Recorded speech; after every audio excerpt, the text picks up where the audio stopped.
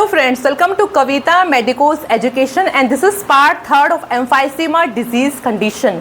So in part 3rd of this emphysema disease condition, I am going to start with the management.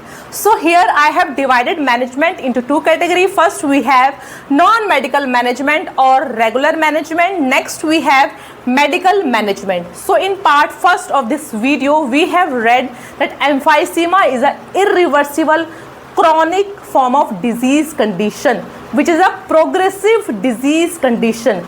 So through the management or medical management, we can only subside or only decrease the signs and symptoms of the patient, and we cannot fully treat the lungs into the healthy condition. Okay, we can only slow down the progression of the disease. Okay, so let's start with the non-medical management or regular management. First we have quit smoking. So consult the patient or teach the patient to stop the smoking.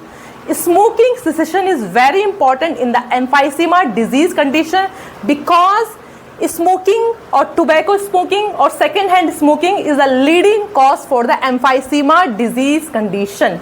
So we will teach the patient to quit the smoking through the gums or through the patches.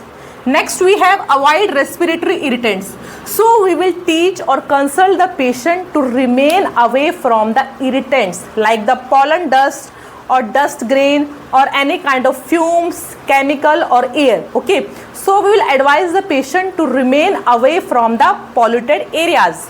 Next we have oxygen therapy.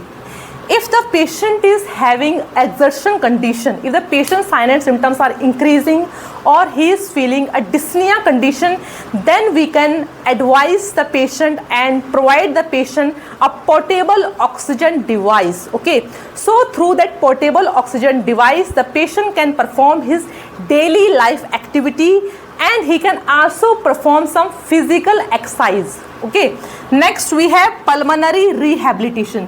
So it is a strategical rehabilitation program for the lungs. Okay, so in this program, doctor, nurses, dietitian, consultant, psychologist, all the person will help the person to get rid of the signs and symptoms.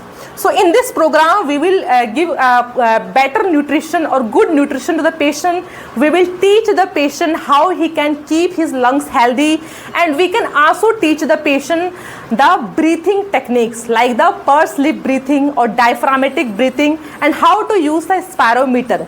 And through this program, we can provide some exercise to the patient, some yoga to the patient, and we can also give psychological support to the patient and how he can take his medicine.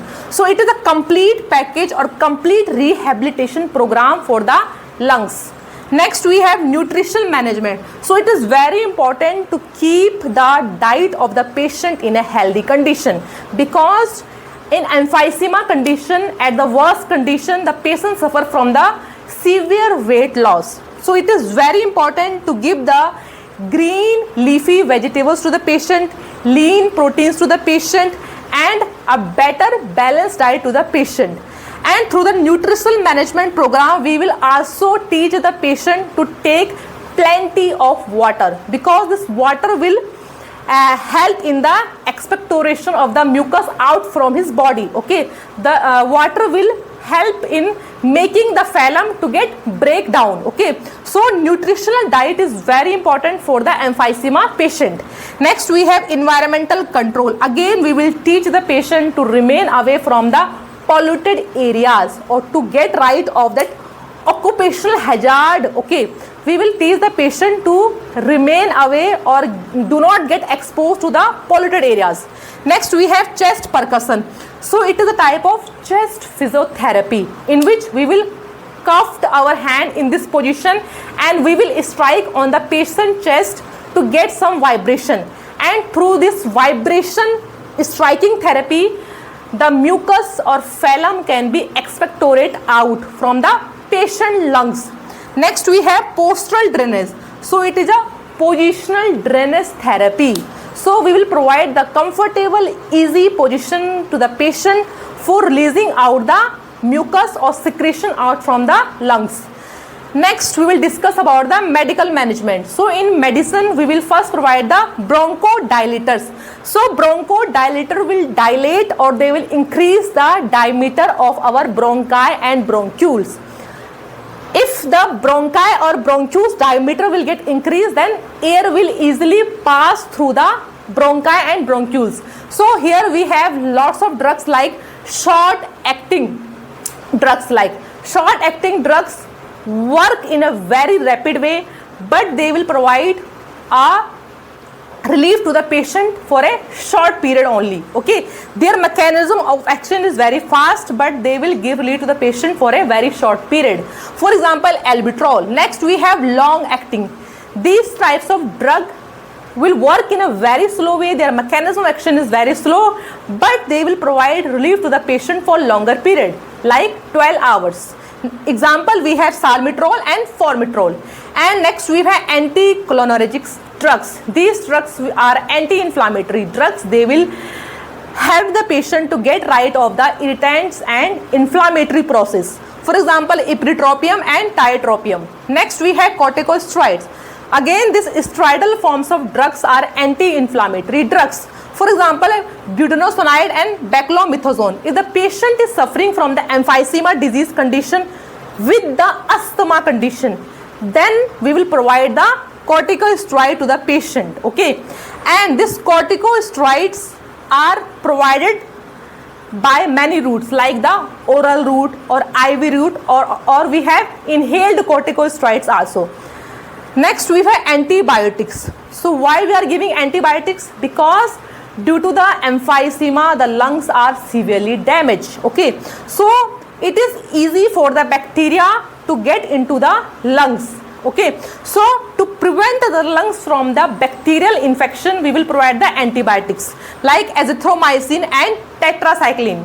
Next we have mucolytics and expectorants. So mucolytics drugs will break down the phlegm or break down the thick mucus out from the patient lungs. Okay, they will break the phlegm and make it thin, so it will be easy for the patient to relieve it out or expectorate it out. Next we have expectorants. Okay, so these drugs will help the patient in the coughing process. So due to the coughing process, it will be easy for the patient to release some mucus or some phlegm. Next we have vaccination. So due to the emphysema disease condition, patient is very prone to the flu infection and pneumonia infection. So we can provide the vaccination shots to the patient, like flu vaccine we can provide annually, and pneumonia vaccine, pneumococcus vaccine we can provide 5 to 7 years, every 5 to 7 years. Next we have phosphodiesterase 4 PDE4 inhibitor. This drug is inhibiting an enzyme which is increasing the inflammatory process in the bronchi, in the bronchioles. So this drug is an anti-inflammatory drug, and it is given in the condition when the patient's signs and symptoms are in a exacerbate form. Okay, so we'll provide the phosphodiesterase 4 for anti-inflammation. If this medical management is not working in a full way and patient is feeling in a very severe dyspnea condition, then the physician or doctor can opt for the mechanical ventilation for the patient. So next we have surgical management of emphysema. So first surgery we have, that is bullectomy. So bullectomy means removing of the large bullae, removing of the large air spaces out from the lungs. So the bullae which are occupying more than 1/3 area or 1/3 space in the lungs, these bullae are being removed or incised from that area, so that the normal healthy lung tissue can function in a proper way. Next we have lung volume reduction surgery. This surgery is performed in the patient who are suffering from the worst condition of the emphysema. So in this surgery, the non-functional or diseased portion of the lung have been removed from that area. Mainly it is done in the upper lungs lobe. Okay, it is preferred in the upper lungs lobes. It can be done in one lung or in the both lungs also. So if the diseased or non-functional area have been removed here, then what will happen? The normal healthy tissue or lung can function in a proper way and can expand in a proper way. So it is mainly done for decreasing the hyperinflation in the lungs. Next we have endobronchial valve surgery. So it is a surgical procedure in which a valve is placed. A one-way valve is placed in the airway, in the bronchi, in the bronchioles. Okay, so it is placed in the diseased or non-functional area of the lungs. Okay, so what will happen due to the one-way valve? The air which you are inhaling, it will not go into the diseased portion of the lungs. Okay, but the mucus or air which is inside that diseased portion, it will come out from there. Okay, so it is a one-way valve procedure. The air which you are inhaling, it will not go into the diseased portion due to the valve, but the mucus secretion or gases which are inside that disease or non-functional area will excrete out or come out from there. So due to this process, that diseased or non-functional area will collapse automatically, and our healthy lung tissue will expand and do their function in a proper way. Next we have lung transplantation. So it is a complex surgical procedure, but it is done in the end stage of lung disease. So for that we need a donor. Okay, and the donor blood and other investigations, other blood reports should match with the recipient. So it is a large surgical procedure when other medical treatment and other surgery are not working for the patient. Okay, so it is a complex surgical procedure. Next we have nursing management. So as a nurse, how we will assess the patient condition? First we have monitor respiratory rate, rhythm and effort.